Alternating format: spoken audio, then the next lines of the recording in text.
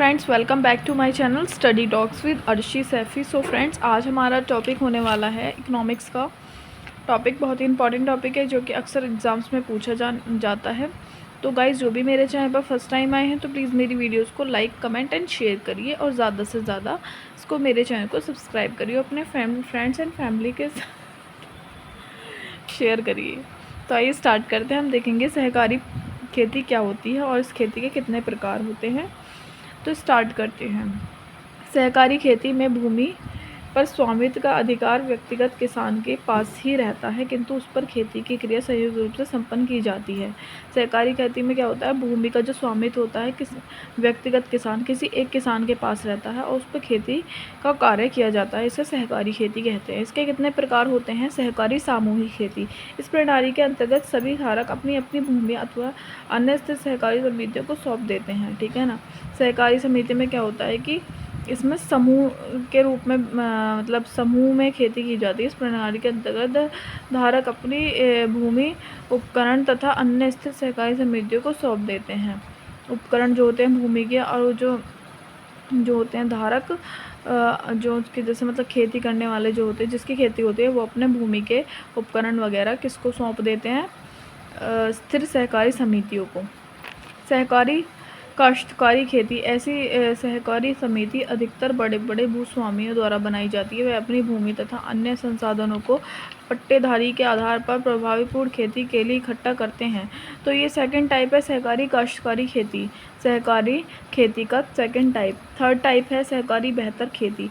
यह बड़े अथवा छोटे किसानों द्वारा निर्मित समिति होती हैं जिनका उद्देश्य बेहतर ढंग से खेती करना है। कृषि कार्य जैसे बोना, जोतना, काटना, ये सब। ठीक है ना, इसमें आता है। सहकारी संयुक्त खेती, यह सहकारी समिति छोटे तथा सीमांत किसानों द्वारा निर्मित की जाती है। जब वे यह महसूस करते हैं कि अपनी व्यक्तिगत जोतें इतनी छोटी हैं कि उन पर खेती करना अधिक आर्थिक तब नहीं है, तब वे अपनी जोतों पर संयुक्त खेती करने के उद्देश्य से इन समितियों का गठन करते हैं।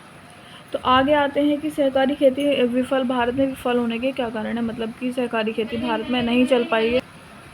तो इसका पहला कारण है भूमि पर व्यक्तिगत स्वामित्व का गर्व। भारतीय किसान, जिसके लिए खेती जीवन निर्वाह का एक साधन मात्र है, भूमि पर व्यक्तिगत स्वामित्व के गर्व को त्याग नहीं पाया। ठीक है ना।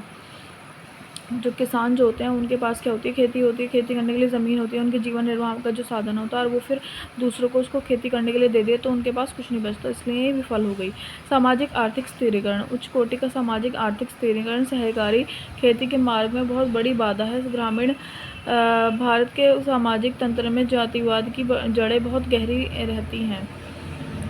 ठीक है ना। सामाजिक और आर्थिक जो स्थिरीकरण है, इसके कारण भी खेती तथा गैर खेती सहकारी समितियों के बीच एकीकरण का अभाव। खेती सहकारी समिति तब तक जीवित नहीं रह सकती जब तक उनका गैर खेती सहकारी समितियों के साथ एकीकरण नहीं किया जा सके। सहकारी साख समितियाँ और सहकारी विपणन समितियाँ आदि। तो thanks for watching my video. Subscribe my YouTube channel study talks with Arshi Saifi. और अगर आपको इस वीडियो के नोट्स चाहिए या फिर किसी अदर वीडियो के नोट्स चाहिए, प्लीज़ कमेंट डाउन। जो नोट्स के चार्जेस रहने वाले हैं, तो आपके 500 रुपीज़ रहने वाले हैं। आप 500 रुपीज़ पे करिए और हमारे नोट्स का लाभ उठाइए। तो फ्रेंड्स, अगर आपको मेरी वीडियो से हेल्प मिली है तो प्लीज़ इसको लाइक करें और ज़्यादा से ज़्यादा अपने फ्रेंड्स के साथ में शेयर करें और मेरे चैनल को सब्सक्राइब करें, हमें सपोर्ट करें। आपकी सपोर्ट से हमारा चैनल आगे ग्रो कर पाएगा, तो आपकी सपोर्ट की बहुत ज़्यादा नीड है। Thank you so much. और जिन्होंने चैनल को सब्सक्राइब किया है उनके लिए बहुत बहुत धन्यवाद। Thank you. Bye bye, take care.